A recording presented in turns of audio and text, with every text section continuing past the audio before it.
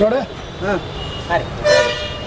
ಬೆಳಗಾವಿ ಬಳಿ ಹಿಂಡಲಗಾದಲ್ಲಿ ಮಾರಾಟೀಕರಣ ಸಮಿತಿಯವರು ಮಾರಾಟ ಸರ್ಕಾರದ ಬೆಂಬಲದೊಂದಿಗೆ ಒಂದು ಸ್ಮೃತಿ ಭವನ ಕಟ್ಟಾಕತ್ತಾರೆ.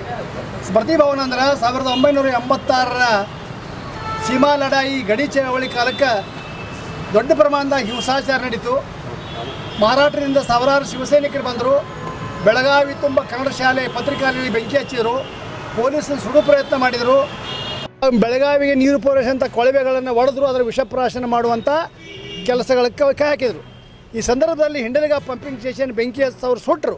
ಸುಡು ಕಾಲಕ್ಕನ ಅಂದಿನ SP ಆಗಿದ್ದಂಥ ಕೆ ನಾರಾಯಣ ಸಾಹೇಬರು ಆ ಗೋಳಿಬಾರಕ್ಕೆ ಆದೇಶ ಮಾಡಿದಾಗ 9 ಮಂದಿ ಸತ್ತರು.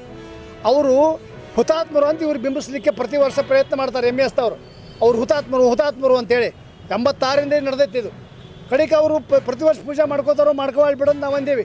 ಯಾಕಂದ್ರೆ ಅದನ್ನು ಹುತಾತ್ಮ ಬಿಂಬಿಸೋ ಪ್ರಯತ್ನ ಪ್ರತಿ ವರ್ಷ ಮರಾಠಿ ಪತ್ರಿಕೆಗಳು ಹಾಗೂ MES ನಾಯಕರು ಮಾಡ್ತಾ ಬಂದಿದ್ದರು.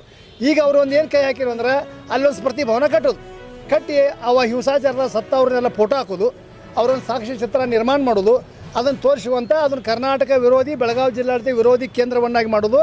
ಅದನ್ನು ಅವ್ರು ಮರಾಠಿಗರನ್ನು ಪ್ರಚೋದನೆ ಮಾಡಿ ತಮ್ಮ ಗಡಿ ವಿವಾದವನ್ನು ಜೀವಂತ ಇಡೋ ಪ್ರಯತ್ನ ಅವ್ರು ಮಾಡ್ತಾಯಿದ್ದಾರೆ.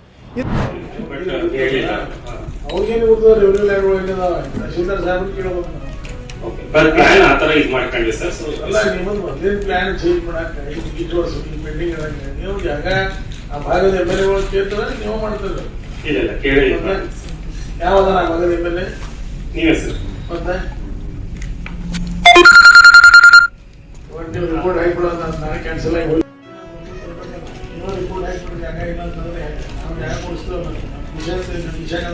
ಫುಲ್ಲಿ ನೀವು ಯಾಕೆ ರಿಪೋರ್ಟ್ ಹಾಕ್ತಿಲ್ಲ ಅಂತ ಹೇಳಿ ಹೇಳಿದ್ರು. ಹೇಳಿದ್ರೆ ಯಾವ ರಿಪೋರ್ಟ್ ಆಗಿದ್ರೆ ರಿಪೋರ್ಟ್ ತೋರಿಸಿದ್ರು.